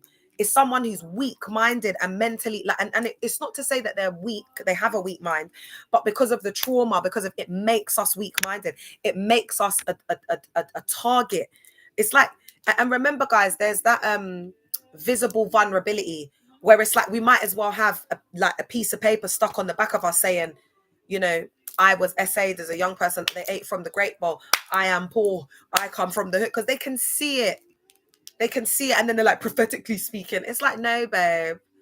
Like, you remember that the survivor said, you can smell the rum and tobacco on my breath as we're walking towards you, babe. You don't need no spiritual giftings or powers to know that we're vulnerable. And that's what people are waking up to now. And it's about people being honest and saying, I'm a mess. Because that's why I say that you're going to get people in there with severe mental health that are delusional, pick-me's, Barbara the Builders, like people that think they're pretty, but they're not. Like online when you see these girls talk about pretty privilege, and it's like, ooh, girl, I don't think you know what you're talking about, man. Do you know what I'm saying? Like, no, babe. Like, the real pretty girls, they don't even talk about pretty privilege like that. Do you know what I mean? No one's got time for that. We're too pretty to be talking about it, man. We just got, we booked and busy. We in demand, baby. But when a girl does talk about it from that, I don't even, it's not even about what you got to say. I can just tell by the way you look. And then I'm just going to lack it or not based off if I think that you be getting pretty privileged. Like, it's common sense now. In 2025, there was someone that came on and described it as the age of truth. It's the age of truth. And because they're liars and the truth ain't in them, and we're going through a narcissistic collapse, it's all collapsing. Like, when Christ spoke about the foundation, like his sand. So now when they've never had the rains and the storms and the thunders, like now when it's come, it's all collapsing because it was built on sand, shallowness. Like, it's fleeting. There's no substance in what they say, what they talk about. It's just all lies. All right. So this is what some of my ending points are going to be, guys. They didn't just teach you doctrine. They trained your feelings. The group would feel like home, and the world outside felt dangerous. 5 weeks of constant pressure rewires the way your brain rewards belonging. You don't just choose the group, your nervous system learns to prefer it. That's deep, because of the trauma bonding, because of the attachment, because of all of that. Do you understand what I'm saying? Like, your brain is getting rewired, it's getting programmed. The amygdala, the hippocampus. What's the other one? Hippocampus, amygdala. I've forgotten. The prefrontal cortex. Those are the main parts of the brain. And I would say it does get a bit overwhelming looking at the neuroscience. So even if you just understand fight or flight mode, a bit around trauma theory, and then just understanding the functions of the prefrontal cortex, hippocampus, and amygdala, to understand how the process of how they indoctrinated you. So how your critical thinking started to lack, your ability to make decisions, that feeling of being DUMB and not using your brain. Like, a lot of people, like, there's been survivors like that have, facilitated women getting essayed, eaten from the great bowl, facilitated really crazy stuff because they were so indoctrinated. And looking back, they're like, how could I do that? How could I allow myself to be a driver driving these women, like, that's like traffic lights, like, to the past? Do you know what I mean? But when you're in there, they're literally like, these guys are like warlocks and wizards, like, of psychology, dark psychology. Yeah. So they really do manipulate it, and it's all psychological tactics, because there's only one of me. I'm just a small girl in the UK, but the reason I've managed to do so much damage, like, and create so much awareness, is because I schooled myself in psychology. So they just have no match for me, because most people in there are DUMB, uneducated. They've got mothers as slaves. Do you know what I mean? They're not raised by queens. Their dads were broke. Just not a man. You wasn't man enough for me. So they've never had an example of, like, a man to raise them. There's a lack of men, masculine role models. So unfortunately, they find themselves, typing on the internet trying to draw me out, and it just doesn't work, because you're worthless. All right. So let's get on to the other part. So 5 weeks of constant pressure rewires the way your brain rewards belonging. You don't just choose the group, your nervous system learns to prefer it. So a lot of you are like, used to ABUSE at home. So you've got the uncle, the auntie as the parent that emotionally neglected you. Don't, you know, we've gone through all of this. I think people have more of the second and third generations now. You lot are all over TikTok talking about your childhood trauma and how you never felt love from your parents. And it's true. It's about time they got exposed, man. These aunties and uncles are absolutely delusional. We've been like canoodling this behavior for years. So now we've got the whole world laughing at them on the net. It's so sad. Like, what the hell? What the helly? Like, us as a BLK community, we really haven't healed from slavery, you know, and I think it's because of this religion.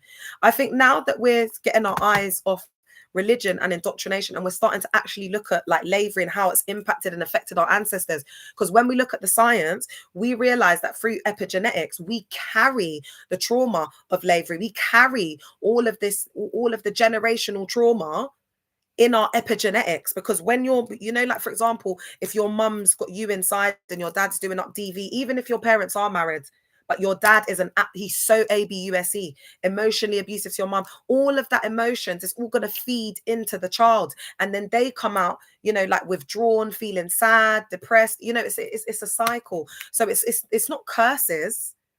It's not curses, it's cycles, it's cyclical traumatic cycles and patterns. And there is a process to, because the mind is like a computer. We are technology. How they've produced technology is through, they've learned that through the human anatomy and biology. That's it. That's it. Because we are walking technology.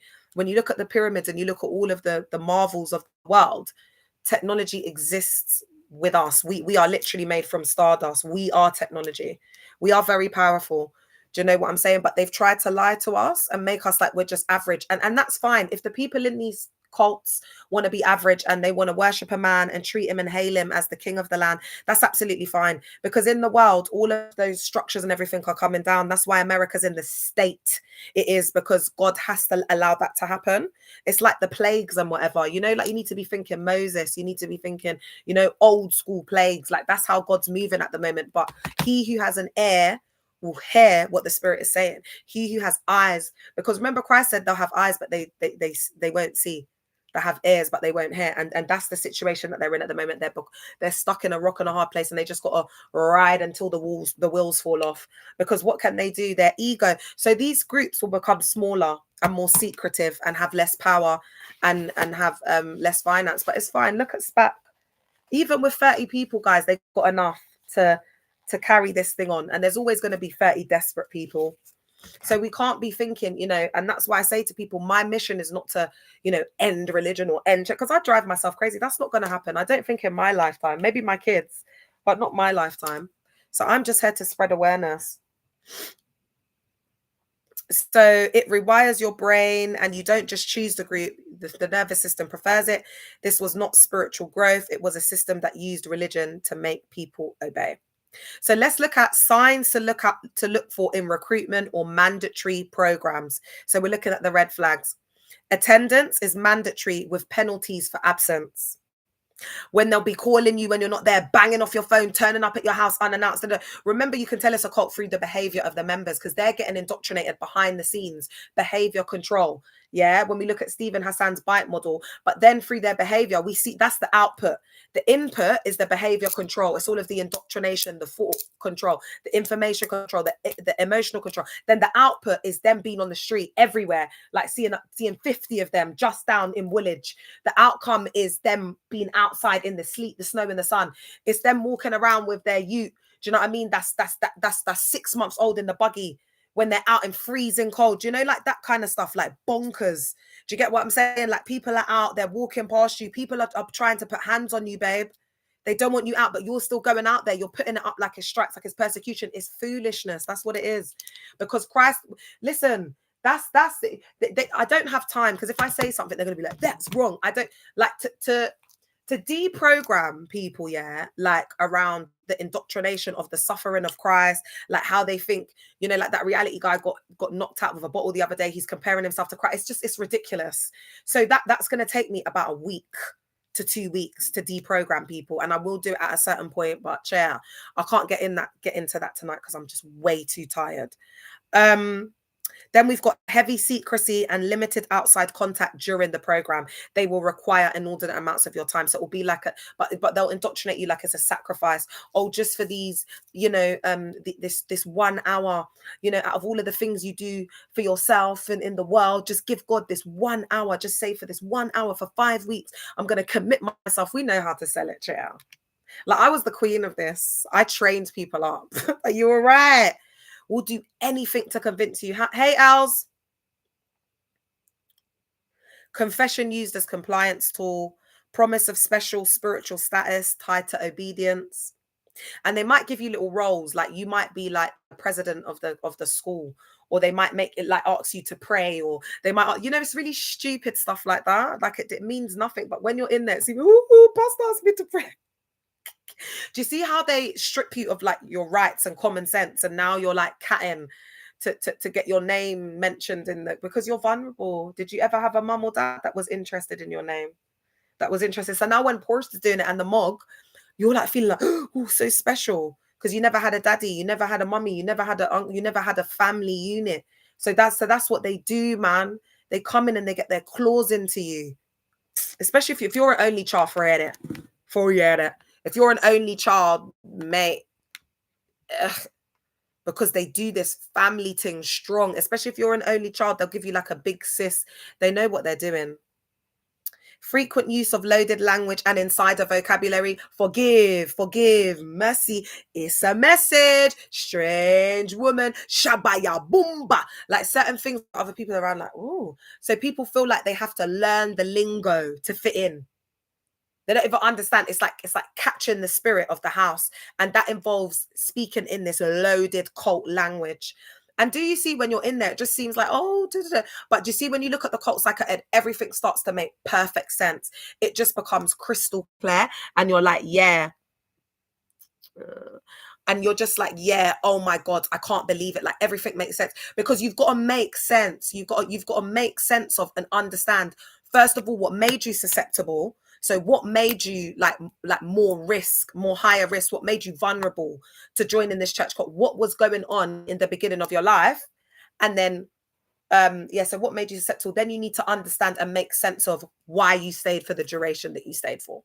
And that is the beginning of the deconstruction and deprogramming position, because then you're going to be looking at cult psycho ed. And to be honest, I'm not saying just listen to my content, but guys, I'm not going to lie.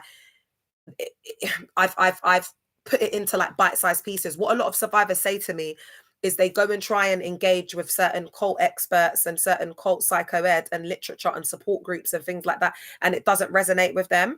And that could be for various reasons. You know what I mean? It could have been the style of the cult. It could just be because it is a higher level of learning as well. So I do break it down into a bite-sized, digestible situation. But because I don't have 10K followers yet on one account, because they're trying to get me off, what I would say to you is, if you're interested in looking at it in themes, like my content, go on Instagram. I've got highlights on there. Go on YouTube. I've got playlists on there. I feel like I've done enough now. Do you know what I mean? Where like survivors can go on and look at stuff for themselves to go and deconstruct and deprogram. And that's what you've really got to do, guys. Do you know what I'm saying? Because as the time is going on, I'm getting pulled in so many different directions. Like I may not even be able to, engage or even speak with survivors as much. So there's a lot of content. Like I've put loads of playlists on there. I've got loads of highlights on Instagram. So you can, because like, for example, yesterday I wasn't on the live. I'm going to be taking more time to go within self and doing meditation. I need to, because there's a lot going on in the atmosphere. There's a lot going on around us, guys. There's a lot going on. And we do need to also take a step back to also like be still and meditate. So make sure, guys, that if you're feeling like you need to do that pull back to like preserve your energy, to be still, to charge up your batteries, do what you feel from within. Okay, because I don't know what's coming, bitch, but I'm feeling almost like, like hibernation. It's like that vibe. That's how I'm feeling, like hermit. I don't know, like there's something coming that I need to prepare for, and I just don't know what it is. So when that happens, I just go into a state of like, like stillness, like just trying to understand. I've really got to do that. All right. Leaders who discourage thinking or external expert consultation. So no outside voices, no outside critical or external thinking. Disproportionate control over personal matters. So relationships, money, sexuality. Okay, now we're going to put the theory all together and we're almost done. So this is a map and it's a 1 paragraph synthesis. Y'all tried on Instagram, but you're so DUMB and uneducated that you just can't keep up with this level of gnosis, unfortunately. I'm not the same woman I used to be. I've leveled up. Y'all, that's the problem in there. You lot stay on the same level whilst we go up. That's why as soon as you leave these spaces, you just human fecal matter on them because they're all in there stagnant, like the same borster of like Leeds branch with the same 50 people because you don't actually advance in there. It's all lies. It's all a distorted reality. It's Stagfodium world. Like nothing's real. It's an unwell man that set up this fake kingdom. All right, let me just finish with this, guys. All right. So a mandatory new believers school is an engineered social environment. It's an engineered social environment. So nothing's real. They've engineered it. Everything in there is engineered. That's why we keep using the word fake. It's their engineered environments, engineered high control environments. That's why it feels fake, because it's the same thing they're doing over and over again, and everything's controlled and everyone's told what to do. So there's no sense of realness, authenticity. It's that strangeness that you pick up on when you go into one of these church cults. So sacramental metaphysics, the transcendental belief system supplies existent, oh god, I'm so tired, existential meaning. So it's like that, it's the, oh, what my purpose is in the world. It's like now you've got that peace because you're going to go to heaven, like this, that, and the third.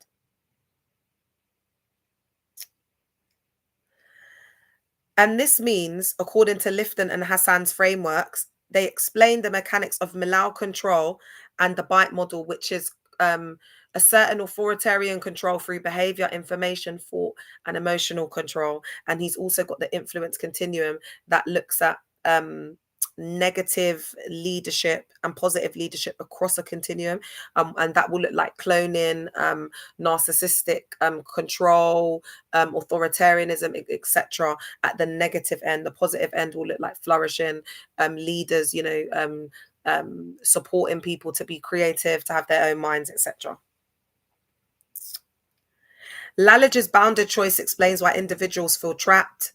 Social psychology explains conformity, and neuroscience explains how stress, reward, and bonding hardwire new loyalties. And then we see loyalty and disloyalty. So we see that transcendental belief system being imparted in the very beginning, because in Dag Mills' cult, they'll say you have to read loyalty and disloyalty. That should be the first book that is because that's how they brainwash you. Together, they form a pipeline that transforms a vulnerable teen into a compliant insider, like a soldier, an army. Like, it's crazy. Using love bombing, information control, ritual repetition. So that's all of the Friday night prayers, the Bible school, the Bible study, the scripture, the cell group, that whatever. Those are all ritual repetition, public confession. So the testimonies and when they speak out, they feel like they've got a stand on it as well. It's weird. A lot of people lie as well, exaggerate testimonies, over sensationalize them. They could have been shot in a little bit of like a little £10 draw to their friend in uni. It goes from that to them being friggin' Scarface. You know what I mean? Some big kingpin, DRUG lord. You get me? It's just like they're just oversensitive to make the cult look better because it's the pressure. Hi, Ivy. It's just human fecal matter, man. But we've sushed you. It's too late. You lot have been exposed. You're never coming back from this. Are you all right? How are you? You're never going to flourish the way you used to. Like, that legacy is done out. Because people are just going to worship and experience Christ in a different way now. No, because no one's throwing away Christ, but in your head, you're just thinking persecution against us. But it's actually the true believers are rising up now, that like the true army of God, because there's a war going on. It's between light and dark, between evil and good. You can see it, and you can tell by people's mentalities and the things that like if people are speaking up, if they're humanitarian, you can see it. It's clear as day. The veil has been lifted. The veil has been lifted and we can all blood clot see. We can all see. Thanks, Sunflower. We can all see. We can all, even my 11-year-old knows what's up. Do you know what I mean? It's like, come on, man. So this ritual, repetition, public confession, and tracked progression locks in belief and behavior because there's all that monitoring.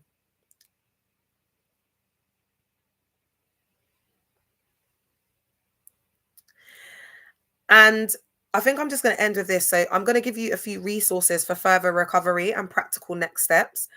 So you can explore seeking trauma-informed therapists experienced with spiritual ABUSE.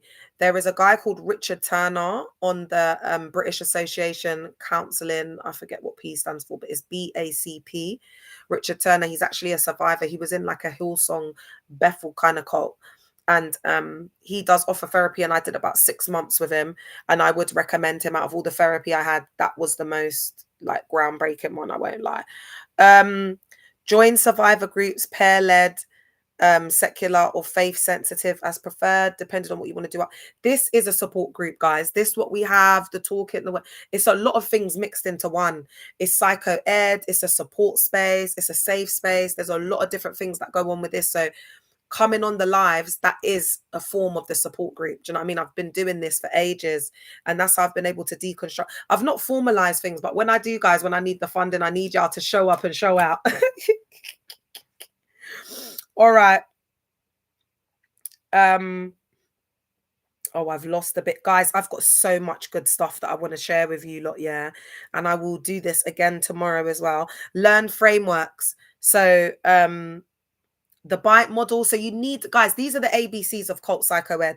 The bite model: behavior, information, thought, and emotional control. Then we've got Lifton's works around Malal control, the thought reform stuff. And then we've got the bounded choice, the cult characteristics by Yanya Lalage, which is absolutely great. And this helps us to name the patterns. And then if you are on the fence, or you're thinking about leaving or getting out, now is the time to start to build a safety plan for exits. So looking at houses, finances, legal if needed. If you've got kids, move smart, chair. I would hide the passports. I do up all of that, especially if you're with an abusive guy. Also, what I'd say is all of your money that you would spend on putting into tithings, I don't know, whatever it is that you'd be spending to do up in the cult, yeah, put that into your savings, yeah, so that you can see how much money you're spending. It could be petrol, it could be lunch. Whenever you buy petrol, put another bit of petrol in your savings. When you buy lunch, put the same amount in the savings, because you need to start tracking how much you're actually spending. And if they call for an offering, don't give it.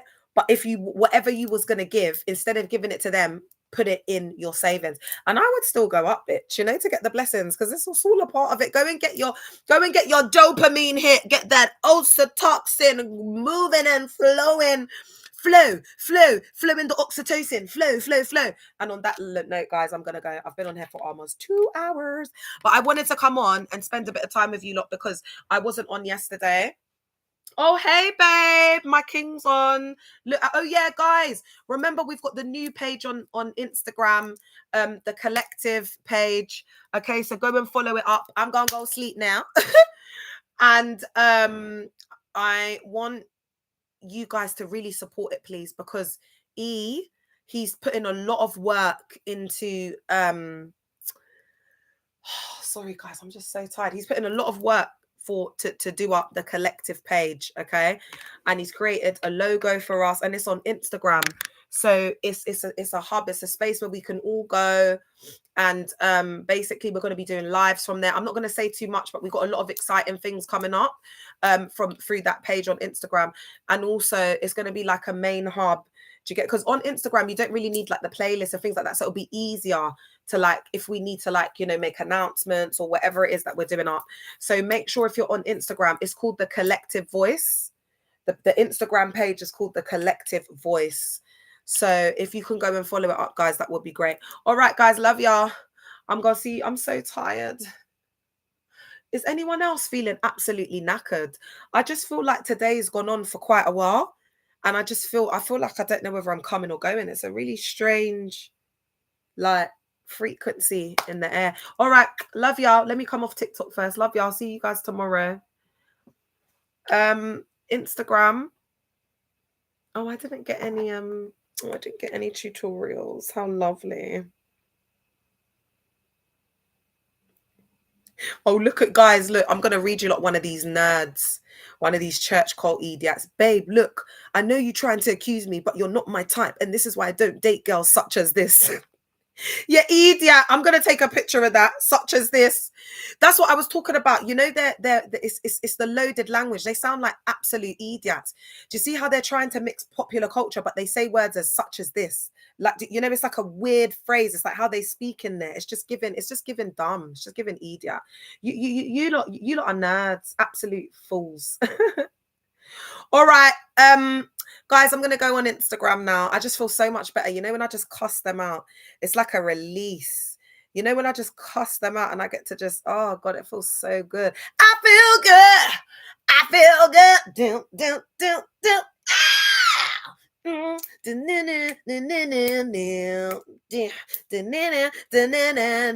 That's how I feel. I feel so empowered.